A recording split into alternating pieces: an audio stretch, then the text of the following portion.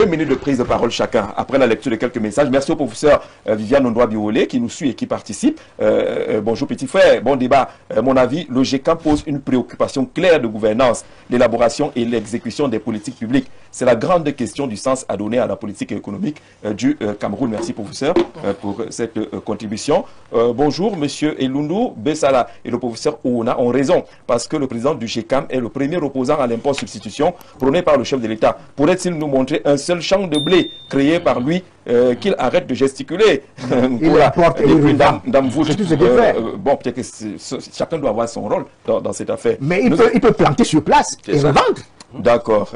Monsieur Mbega, on a reçu votre message. Le plateau, vivement que M. Elimi permette aux autres panélistes de développer leurs arguments. Ça devient embarrassant à la fin. José depuis Balmayo, il sera député. Ce serait bien qu'il aille à l'Assemblée. Les gens du GECAM sont en train de dire. Il faut dire à Elimi, ouais, vraiment, encore Elimi. Laisse, parle, lis. Hein? Qu'il est en train de faire des attellages disparates. C'est comme qu'il soit ici. Zumba, par exemple, depuis Garoua. S'il n'a pas compris, c'est alors, on va aller 2 minutes chacun. Valère Bessala, d'abord, on a quand même lu quelques éléments qu'on a ajoutés au dossier, notamment le resserrement de l'équipe gouvernementale, une équipe qui serait résolument orientée vers l'action, à même de prendre en compte les doléances qu'il a formulées déjà en août 2025 en prélude à l'élection présidentielle. Il y a un fond peut-être aussi là-dedans. Bon. Je crois que le professeur Viviane doit intervenir, on lui dit bonjour d'ailleurs au passage, mais elle reste sur l'orthodoxie. Nous, on est sur les faits, la réalité de la contribution à l'évolution et au progrès du Cameroun. Alors, ma première intervention était un peu, je vais dire ça comme ça, superficielle, parce que je me disais, il fallait que j'introduise. Peut-être que je vais un peu toucher quelques 2 ou 3 éléments de fond. Le sujet sur le GECAM, d'abord le GECAM, je m'y intéresse depuis un peu 5 ans. Parce que dans le programme de politique économique de mon parti, il fallait que je comprenne un peu ce volet. Et beaucoup d'actualités m'ont amené à y aller au fond. Je vais évoquer quelques éléments. Alors, je regarde le GECAM. Je regarde certains membres du gouvernement, notamment le ministre des Finances, je regarde le ministre du Commerce, je regarde le ministre de l'Économie, je regarde la NOR. Je regarde la NOR, c'est-à-dire l'agence de normalisation qui a été créée en 2008 par le président de la République. La norme et la qualité, voilà, merci beaucoup. Et beaucoup d'autres structures environnantes, en charge de la lutte contre la corruption, ainsi de suite. Et je me rends compte qu'il y a de nombreuses accointances et de nombreuses complicités. Je vous explique ça simplement par quelques en très peu de temps. Qu'est-ce qu'ils font? Les Kombeba Yamsalam internationaux, parce qu'ils parlent de la fiscalité, ils n'ont pas de problème de fiscalité. Pendant le Covid, ils profitent pour menacer l'État, parce que c'est toujours le même Tawamba, qui menace l'État pendant le Covid pour dire que si l'État ne baisse pas la pression fiscale, et qu'avec le Covid, ils ont des difficultés à importer. Qu'est-ce que le président fait? Le ministre des Finances demande l'autorisation au président de leur accorder des subventions. C'est-à-dire, on emprunte de l'argent et on le leur distribue pour faciliter l'importation de certaines denrées de première nécessité, produits de première nécessité, afin qu'il n'y ait pas de rupture dans le marché local, puisqu'à ce moment-là, le Covid, certains pays fermaient leurs frontières. Jusqu'à aujourd'hui, on n'a jamais eu un audit de ces fonds-là. L'impôt substitution, on a parlé du blé. Souvenez-vous, 2023, le même Tawamba met la pression sur le ministre des Finances, du moins qui est devenu un peu son ami, je vais vous expliquer pourquoi après, pour que l'on empêche la Sodeblé de redémarrer. Parce que le secrétaire général du président de la République avait réussi à obtenir 10 milliards du président de la République pour qu'on injecte cela à l'IRAD, pour qu'on relance des champs expérimentaux pour la culture du blé. Vous avez une nouvelle de ces 10 milliards? Non. Vous avez une nouvelle même de champ expérimental de l'IRAD sur le blé? Parce qu'il était question qu'on relance la Sodeblé qu'Aïdou avait créé depuis 1973 avec la SEMRI et ainsi de suite. Jusqu'à aujourd'hui, aucun résultat. Parce que justement, le président du GECAM, il fait dans les pâtes alimentaires.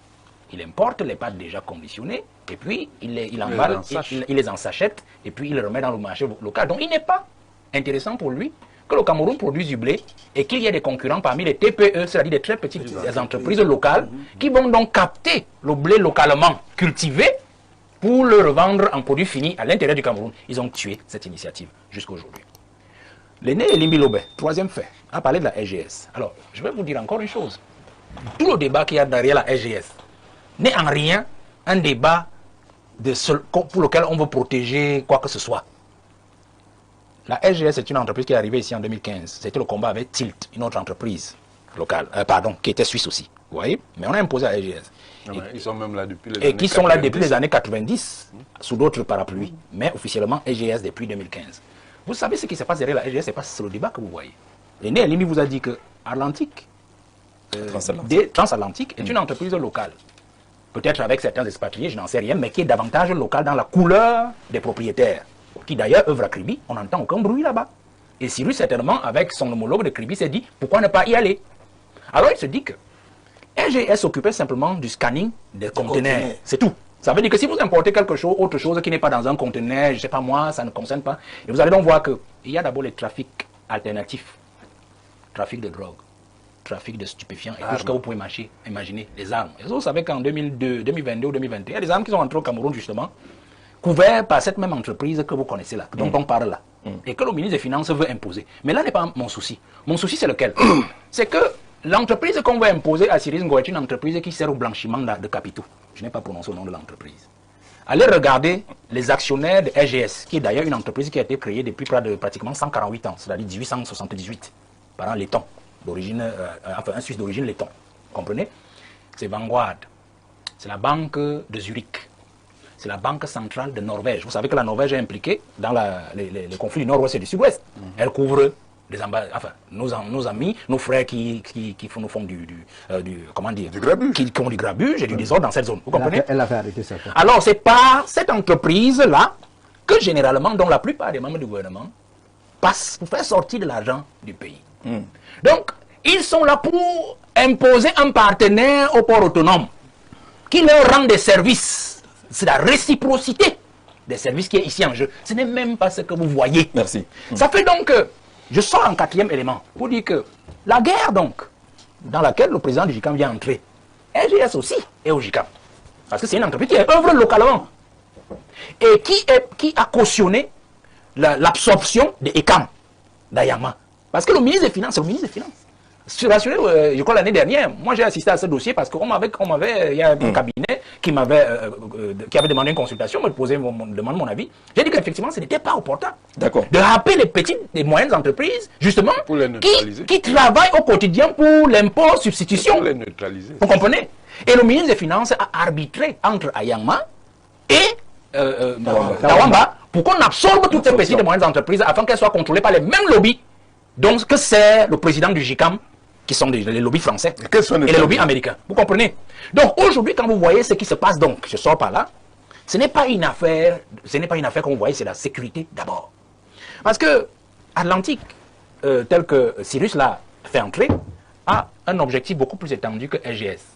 C'est-à-dire que le scanning de tout ce qui entre sur le territoire camerounais et tout ce qui sort. Et on a trompé le président de la République depuis. Parce que quand vous voyez LGS, c'est Société de gestion de la sécurité, comment on peut confier à une entreprise étrangère la gestion ou la vérification de ce qui entre et sort du pays? D'accord. Vous comprenez? Donc, tous sont entrés dans le corridor là, pour pouvoir gérer et les sorties, les blanchiments d'argent et les entrées d'armes.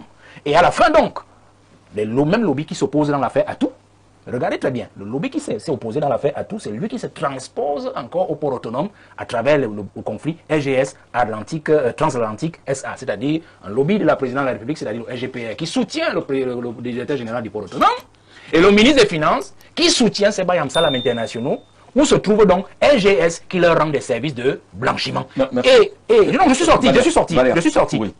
sorti. Pour vous dire que le problème est encore plus profond. C'est-à-dire que nos financiers, que ce soit le ministère des Finances, ceux qui tiennent la gentillesse de la République, ceux qui tiennent les affaires de commerce, sont devenus eux-mêmes des grands propriétaires de nombreuses entreprises que vous connaissez comme être membres du GICAM. Ne vous trompez pas. C'est clair. Regardez les banques qui ont été créées récemment. Regardez les entreprises qui font désormais dans l'import-export de certaines denrées de première nécessité. Regardez les flux de demandes au président de la République d'exonération sur certaines matières qui entrent dans le pays, et vous allez comprendre comment nos aînés sont en train de faire sortir l'argent du pays à travers justement cette entreprise qui sont en train de défendre au port autonome de Douala et d'autres entreprises qui ont été créées qui leur permettent justement de garantir leurs vieux jours, peut-être quand Biya ne sera plus là, ou alors au moment de la transition ou au moment du changement pour la succession.